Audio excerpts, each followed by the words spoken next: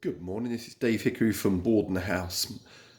Today we're looking at Bunny Kingdom. Absolutely brilliant game.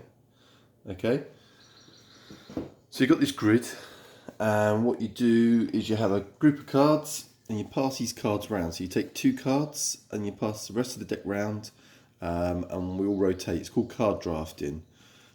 So you look for the cards and they all do different things. So on these ones, they've got references. Now, the thing that annoys me most about this game, or the only thing that annoys me about this game, is the fact that grid references go up and then along, where on a XY axis, as a mathematician, you should go along the bottom and then along the side. Okay? So, you choose a grid reference, you have a bunny, a whole load of bunnies, and you place that bunny, so this one will be F9. So we look for F, we go along to 9, and it goes on there. And that one will give me a wood resource. So you can see it's a forest, and there's a little icon there, which is wood.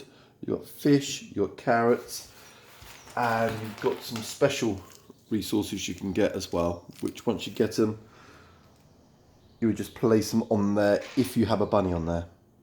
Now the way this game is scored, also, out of those cards that you choose from, you can also get parchment cards. This is a treasure parchment card. There is also end of game scoring parchments.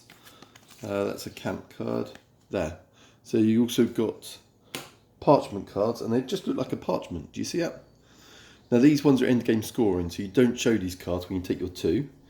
The game's played over 4 rounds. You can see the score track just over there.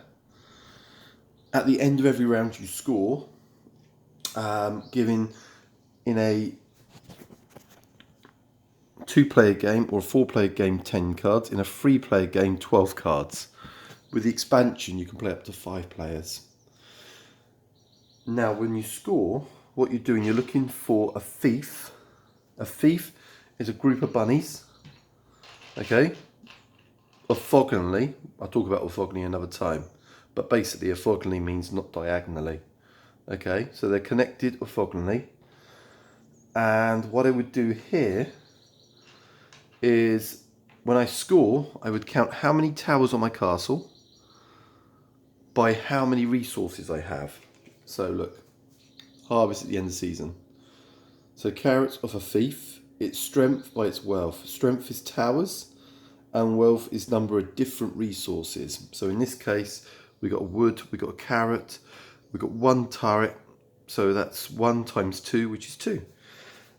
You can get cards when you draft, which will give you bigger turrets. I painted these myself, so proud. And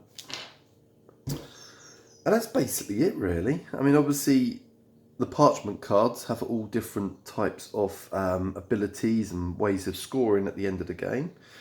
But yes, I hope that gives you a good flavour of the game. So again, take a card, or take 2 cards, and you pass the cards around to the next person, and you keep going until all the cards are gone. Okay, you play those cards, and this of course is the parchment, which then you keep it face down for yourself to the end of the game. These special ones, where you get towers or other resources, are only played at the end of each round. Okay, so you don't play them straight away. It's a lovely game. I recommend, if you're going to play with children, then just play it like this. Don't worry about the parchments, unless of course you want to keep the treasure ones in there. But just play it with the reference numbers. Okay, the grid reference numbers, coordinates, shall I say. So this one will be G8, so I go G8. And you keep going like that, and you score at the end of each round. And if you are playing with children, just use the references, the coordinates, and I promise you they'll enjoy it. And they're lovely little playing pieces. I mean, look at the rabbits.